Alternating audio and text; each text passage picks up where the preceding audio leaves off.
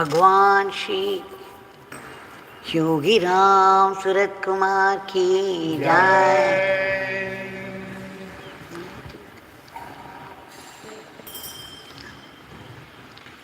Yogi Ramsuratkumar, Yogi Ramsuratkumar, Yogi Ramsuratkumar, Jaya Guru Raya.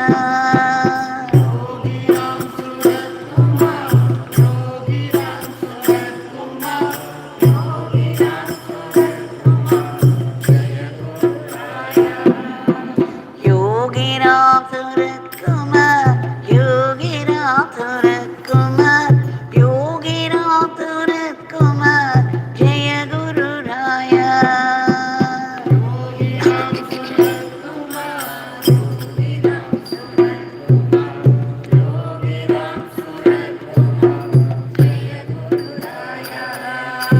Rama Rama Rama Ram, Rama Rama Rama Ram, Rama Rama Rama Ram, Rama Rama Ram.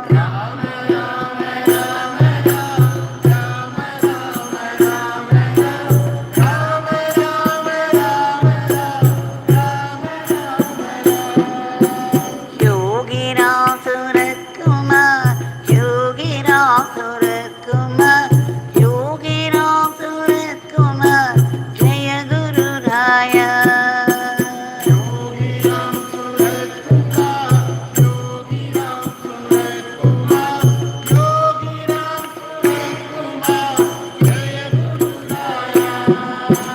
Rama Rama Rama Ram, Rama Rama Rama Ram, Rama Rama Rama Ram, Rama Rama Ram.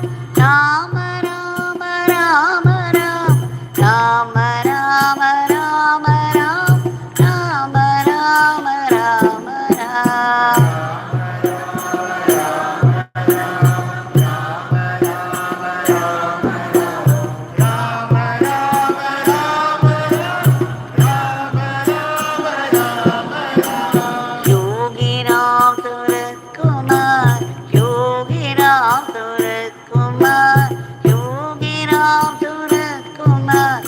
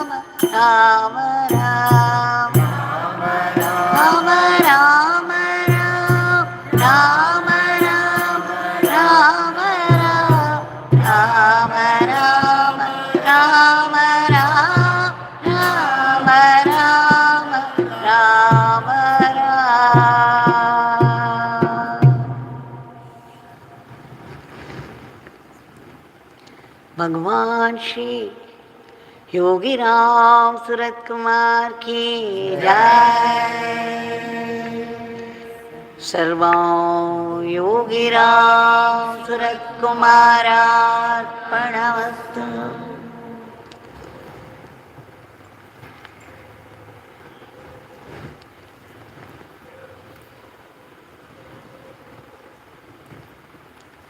There's one more evening, an evening of special blessing that we all have had this fortune of singing His powerful name in His powerful shrine. We all know it's no small grace. In celebration of this grace, with deep, deep gratitude, we have offered the Nama lotuses at the lotus feet of Bhagwan.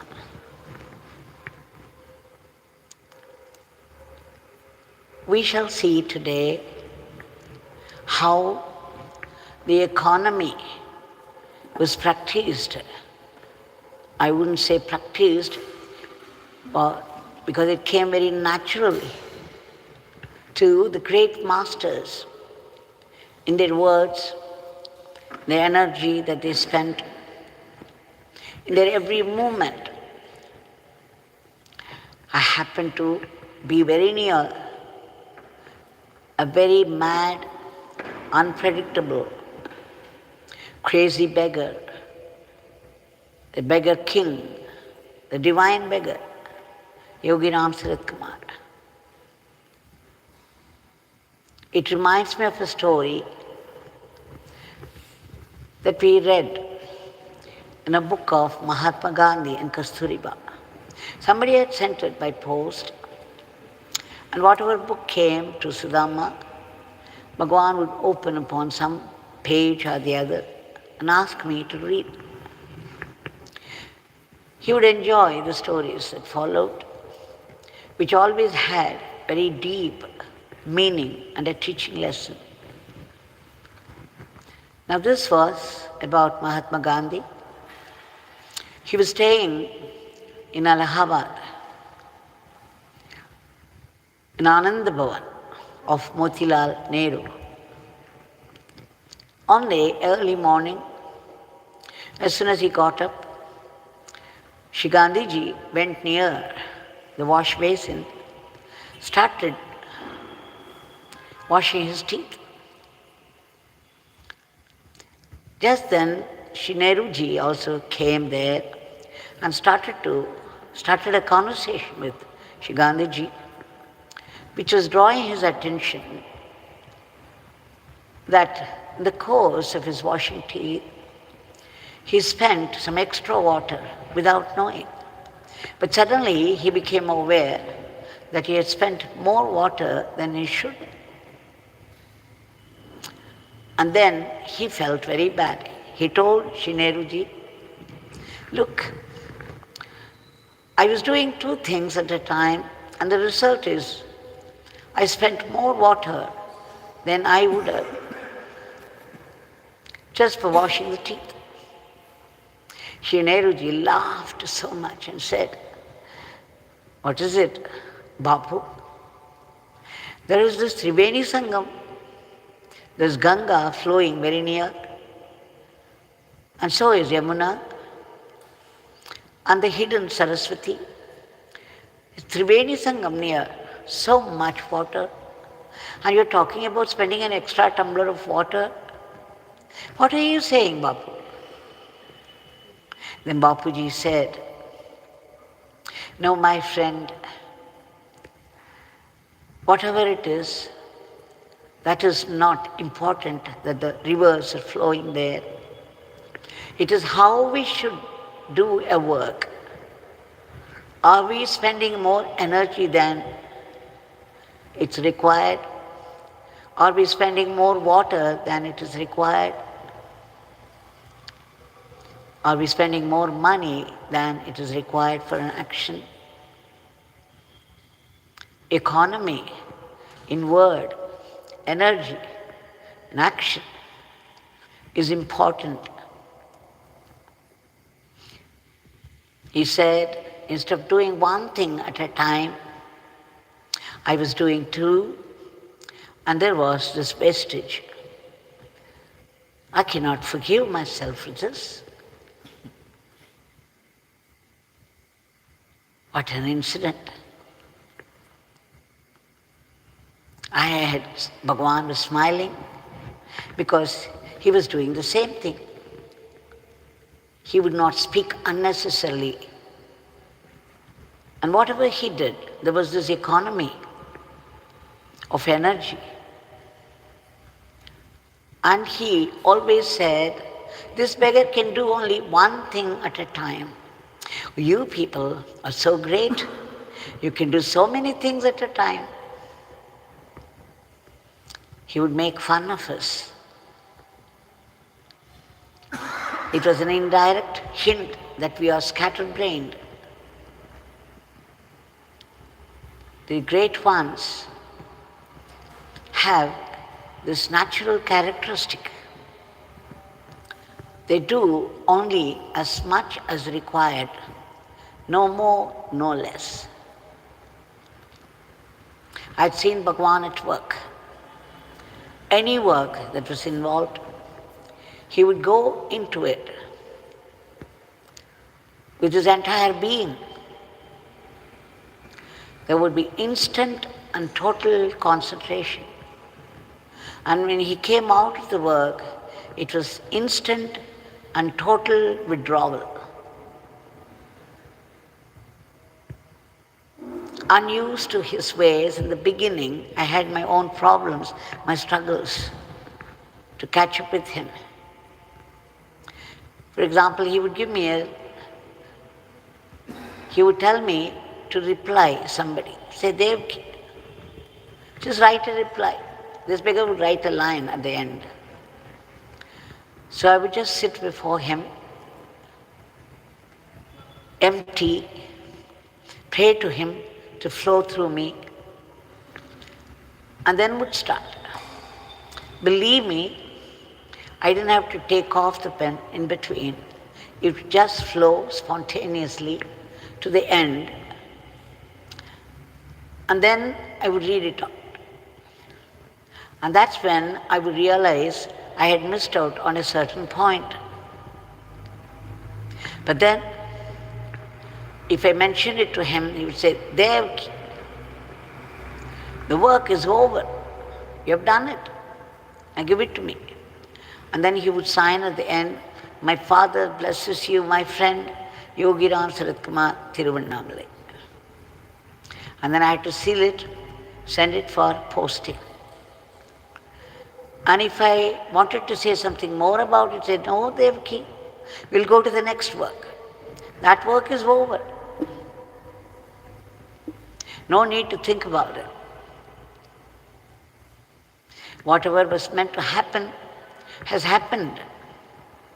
There is no need to remember something and add, and there's no need to regret that something has been extra added. Bhagwan said, whatever happened at any moment is necessary, and so it's happened. And it happens by God's will. And it's perfect, because God is perfect. And God's Leela is perfect. And he would also add, whatever happens at any moment is the best that can happen at that moment,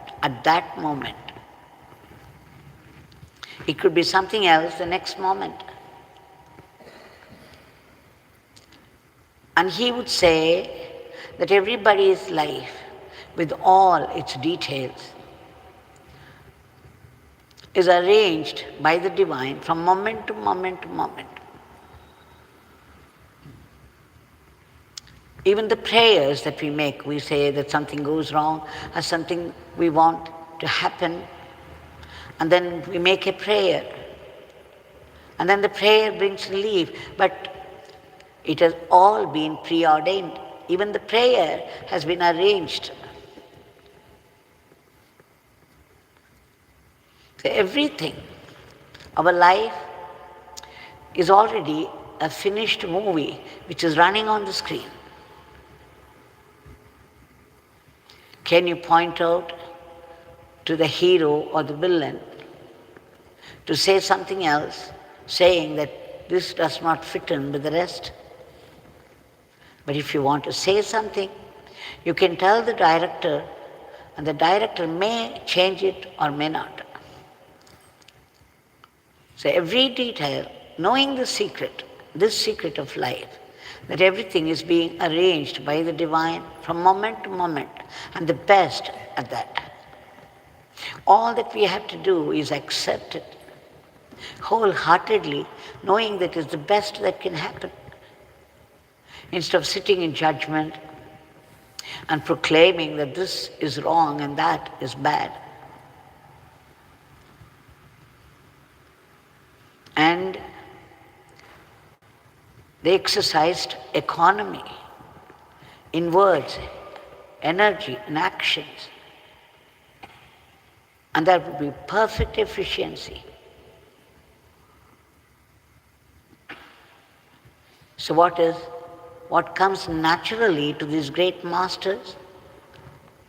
We have to practice and then make it our second nature. We have to practice until it becomes our nature. So you see, nothing is a waste in nature. The very cosmos is very well balanced. Nothing is extra. Whatever is there is needed for functioning, and that's perfect. It is we who interfere often and spoil the rhythm of nature. So let's remember, Gandhiji, of course, was aware that Triveni Sangam was very near their house, and there was so much flow of water, and yet he regretted spending an extra cup of water unnecessary. Now just think how much we talk all through the day, how much we think, extra thinking, extra talking, and extra actions. How much is wasted? The talk is something that we can control. They say, when you take to spiritual life, you have to control the tongue, which means both the control of food and the control of talk. Because every thought consumes our precious energy, and every word that we utter consumes even more precious energy. And action, of course, we needn't say, it's much more. So if only we know how much precious energy that we have earned by our goodwill, by good deeds, is being spent unnecessarily in matters that are not our concern at all, that are not conducive to our kinship with God. We shall now offer our today's prayer at the lotus feet of Bhagwan. We beg you, Bhagwan, again and again, a million times, for that's all we can do, for your immediate divine intervention to bring forth a dharmic normalcy to the present world in all aspects of life. Why do I say dharmic? There is so much adharma that's going on, so much violence, so much growing enmity, and the war, and all its atrocities, and even otherwise. And again, sudden attacks of vicious diseases and the furies of nature. Bhagwan, we beg you to bring in peace, harmony,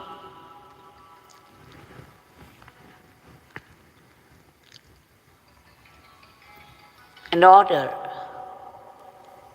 where there is so much chaos and disorder. And of course, growing friendship and brotherhood, mutual understanding and help, and a good control over these killer diseases and the violence of nature. You are the cosmic controller. You run the whole cosmos with its infinite details. Have you not declared so? We also beg you to root out all that is negative in the minds of people that are responsible for today's violence. We also beg you to reach out to those people who have been stranded in varied parts of the world for some reason or the other, because of their some bad past karma, unable to help themselves or protect. They may belong to different countries, speak different languages, and of different religions, and yet they need your grace. We beg you to reach out and do the needful. We also beg you to help and protect all those unselfish people who have been slogging for the sake of the others from unhealthy criticisms that put a block in progress, unhealthy reproaches and aspersion. We beg you to give a boost to the economy of the country, promote the growth of activities in varied fields, from science, technology to culture and spirituality, that India reaches its glorious status as the world teacher, as predicted by many great masters already, to conduct the whole world in the path of dharma. We pray to you in all earnestness and sincerity for chanting your Nama ceaselessly, and for unbroken remembrance of your leelas and teachings, so that we assimilate it and make it into Atma Shakti. Bhagwan, please bless us to be only sattvic instruments in your hands. We don't want to be Rakshasas. They're also instruments in your hands, all those evil people. But we beg you, especially for being only sattvic, and run our everyday life as an offering to you. We don't want to be caught by the temptations of Maya. Once you fall into the pit of Maya, we have no idea how long it would take to come out of it. It might be years or sometimes births. We want to reach that state of liberation, that state of mukti, the ultimate state of bliss and peace.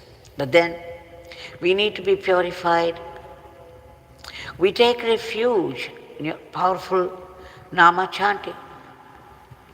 There is so much fear in the minds of people. Sometimes it's killer fear. So much anger, pent-up anger. So much passion and jealousy, sorrow, and growing desires for worldly possessions.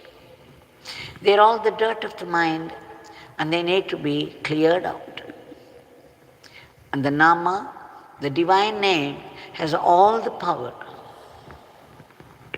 to cleanse the mind of all this dirt. How does it do?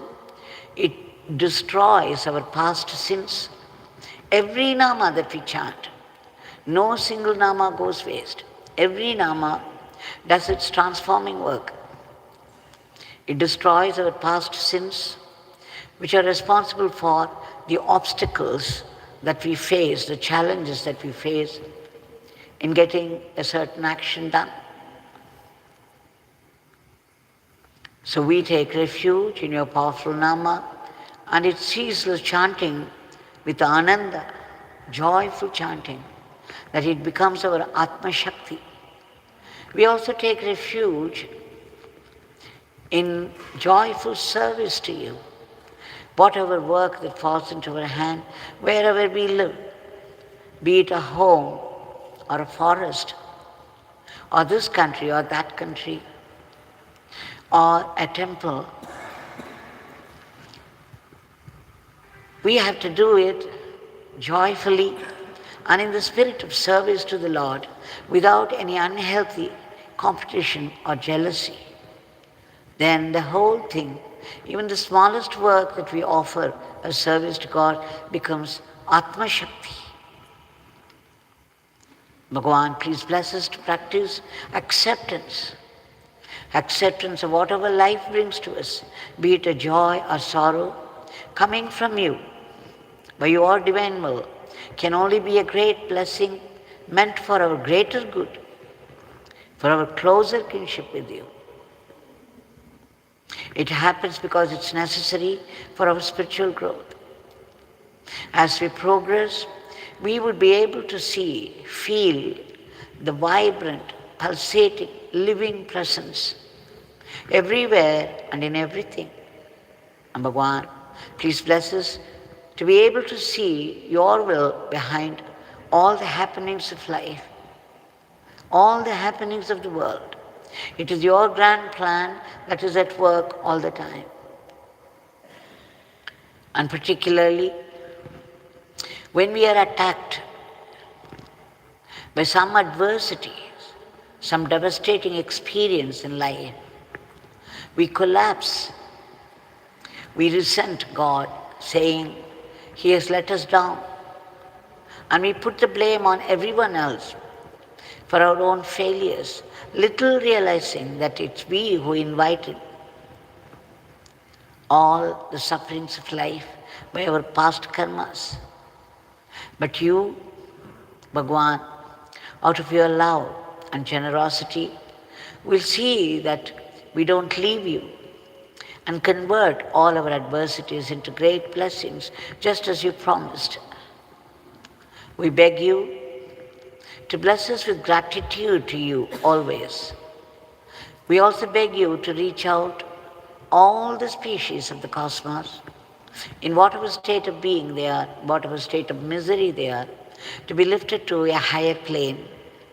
And finally, we who have been seeking only solutions to our endless problems of life, because of our aham bhava, seek now dissolution of the aham bhava, the tyranny of ego, the I and mine that run all our lives, so that we be liberated from the vicious cycle of births and deaths, that we be blessed with that immortal life, that eternal living and eternal servitude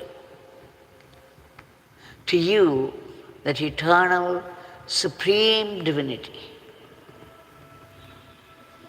Jai Yogi Ramsuratkumar.